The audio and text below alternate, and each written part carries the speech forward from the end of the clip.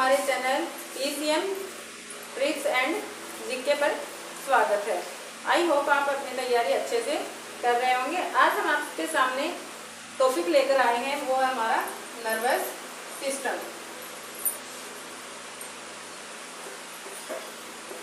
Nervous system जो है, इसके अंदर हम जो मेन चीज़ें हैं हमारी, जैसे ब्रेन है, इसी के बारे में, ब्रेन और स्पाइनल कॉर्ड के बारे में पढ़ेंगे।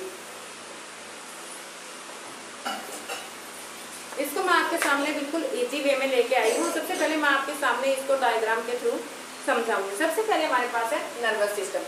नर्वस सिस्टम को दो भागों में डिवाइड किया गया है, CNS एंड TNS। देखिए, CNS से हमारे पास इसकी फॉर्म होती है सेंट्रल नर्वस सिस्टम, और PNS की हमारे पास फुल फॉर्म होती है पेरिफेरल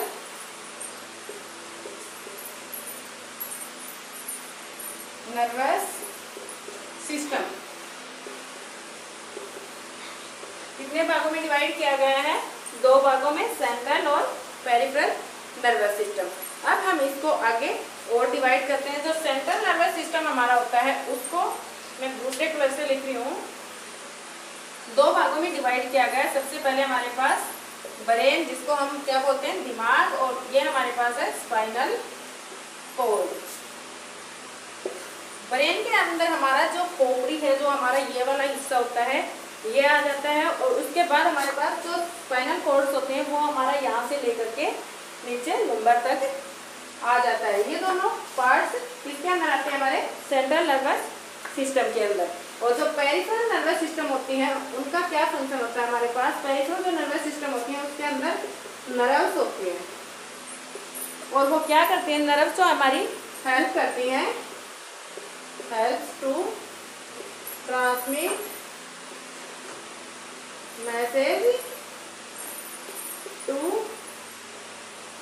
सेंट्रल नर्वस सिस्टम। ये हमारी किसमें मदद करती हैं? ये हमारी मैसेज को ट्रांसमिट करने के अंदर मदद करती हैं। इसके अंदर हमारे पास क्या होती हैं? इसमें हमारे पास जो दो टाइप्स की नर्व हमारे पास होती हैं, एफेरेंट, और सेकंड हमारे पास होती है इफेरेंट। जैसा कि आपको नाम से ही पता चल रहा है, हमारे पास एफरेंट जो नर्वस सिस्टम होती हैं, वो क्या करती हैं? जो एफरेंट होती हैं, वो हमारे ऑर्गन से ले, हमारे सेंट्रल नर्वस सिस्टम से कहाँ पे सेंड करती है इसको? ऑर्गन तक, या टिश्यू तक भी बोल सकते हैं, बॉडी ऑर्गन तक। और ये जो इफरेंट वाली होती है हमारे पास, इनका फंक्शन क्या होता है? ये हमारे बॉडी ऑर्गन या टिश्यू से, बॉडी ऑर्गन और टिश्यू से वापस रिसीव करती है। अब यहाँ पर हमारा जो मेन टॉपिक है, वो है हमारा ब्रेन। ब्रेन को आगे कितने हिस्सों में डिवाइड किया गया है? हमारे पास 3 हिस्सों में इसको डिवाइड किया गया है। और 3 हिस्सों में हमारे पास कौन कौन से आते हैं? सबसे पहले हमारे पास आता है फोर ब्रेन, फिर हमारे पास आता है मिड ब्रेन, और थर्ड हमारे पास आता है मिड ब्रेन। ये 3 पार्ट्स हमारे ब्रेन के होते हैं। फिर हमारे पास इसमें फोर ब्रेन, हिंड ब्रेन और मिड ब्रेन, 3 पार्ट्स होते हैं। फिर आगे हमारे पास फोर ब्रेन और जो हिंड ब्रेन है, इन दोनों को भी 3 भागों में डिवाइड किया गया है। लेकिन मिड ब्रेन जो होता है, इसको आगे डिवाइड नहीं किया गया है। यहाँ तक आपको क्लियर होगा? एक बार मैं आपके सामने इसको रिवाइज कर देती हूँ। नर्वस सिस्टम को किसमें डिवाइड किया गया है? 2 पार्ट्स में, सेंट्रल नर्वस सिस्टम और पेरिफेरल नर्वस सिस्टम। सेंट्रल जो नर्वस सिस्टम है, उसके अंदर हमारे पास आगे 2 पार्ट्स होते हैं, ब्रेन और स्पाइनल कॉर्ड्स। ब्रेन को हम 3 भागों में डिवाइड करते हैं, फोर ब्रेन, हिंड ब्रेन और मिड ब्रेन। जो फोर ब्रेन और मिड ब्रेन होती हैं, उसको हम आगे 3 भागों में, इसके बारे में मैं आपको आगे एक्सप्लेन करूंगी। और मिड ब्रेन जो है, ये हमारा बीच का हिस्सा होता है। मिड ब्रेन, इसको मैं हिंदी में भी लिख देती हूँ। फोर ब्रेन को हम क्या बोलते हैं? अगर मस्तिष्क। मिड ब्रेन को पसच या पीछे का मस्तिष्क, और मिड ब्रेन को मध्यम मस्तिष्क।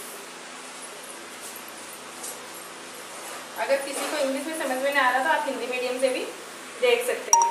यहाँ पर फिर हमारे पास है peripheral nervous system. Peripheral nervous system होता है, इसके अंदर हमारे पास इफरेंट और एफरेंट दो तरह की नर्व्स होती हैं। दोनों नर्व्स क्या करती हैं, हमारे जो मैसेज है उसको सेंट्रल नर्वस सिस्टम तक पहुँचाने का काम करती हैं।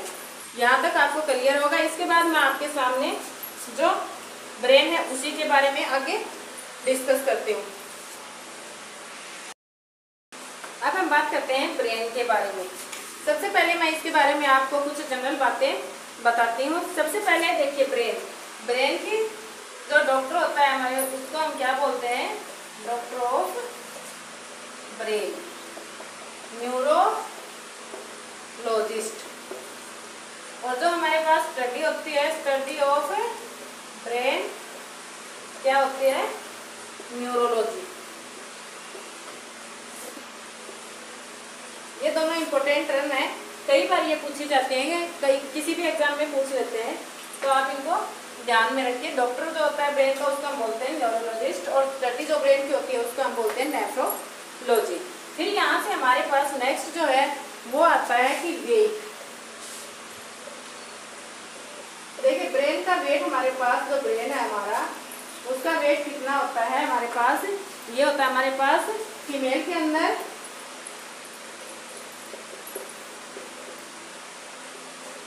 ग्राम और मेल के अंदर हमारे पास इसका थोड़ा सा ज़्यादा होता है, 414 और 15, 1450 और 1350, 100 ग्राम का दोनों के अंदर डिफरेंस होता है। लेकिन जो हमारे पास यहाँ से ब्रेन का, आप ये मत सोचिएगा कि अगर ब्रेन का वजन कम है तो ये ज़्यादा चलता है। ब्रेन ज़्यादा है, वजन ज़्यादा है, इसका वेट ज़्यादा है तो काम कम करेगा, वर्क लेस। फिर इसके बाद हमारे पास जो होती है यूनिट जो है ब्रेन की, सबसे छोटी स्मॉलेस्ट यूनिट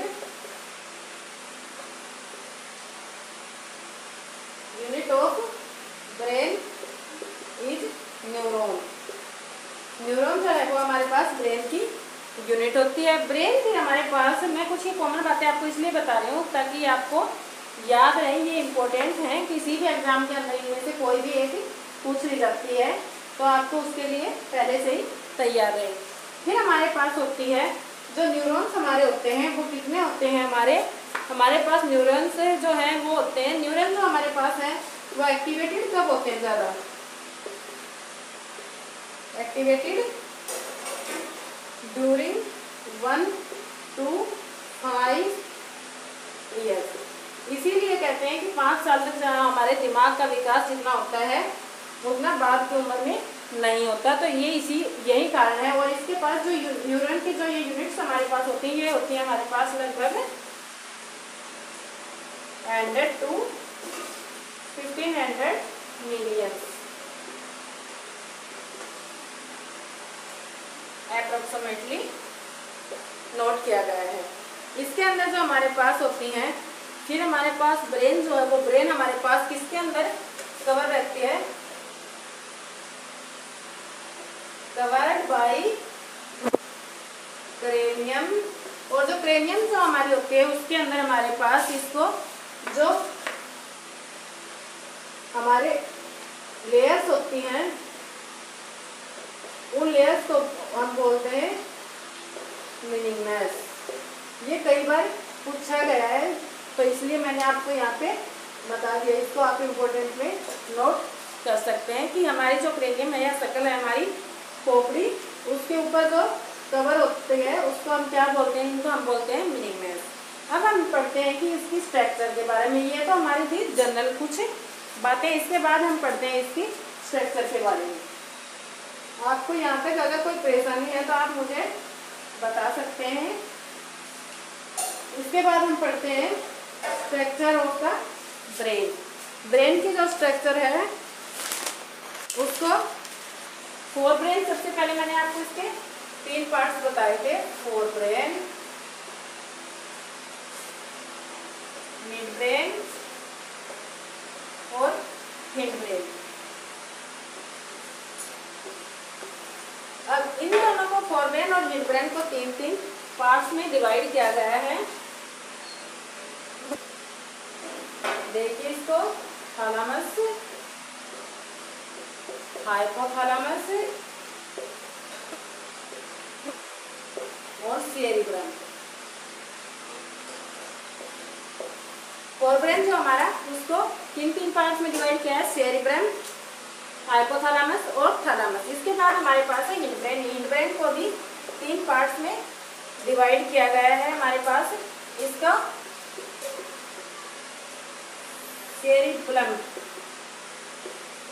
देखिए ये हमारे पास है सेरिब्रम और ये हमारे पास है सेरिब्लम। फिर हमारे पास पोन्स और इसको मेडुला,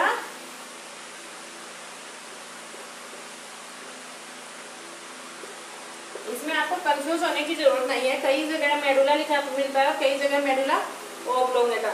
देखिए ये हमारे पास यहाँ पर क्या है, सेरिब्लम और ये हमारे पास सेरिब्रम। दोनों नाम एक दूसरे से सेम दिखाई देने के कारण आप इनको अलग अलग ध्यान में रखेंगे ताकि आप कंफ्यूज न हो।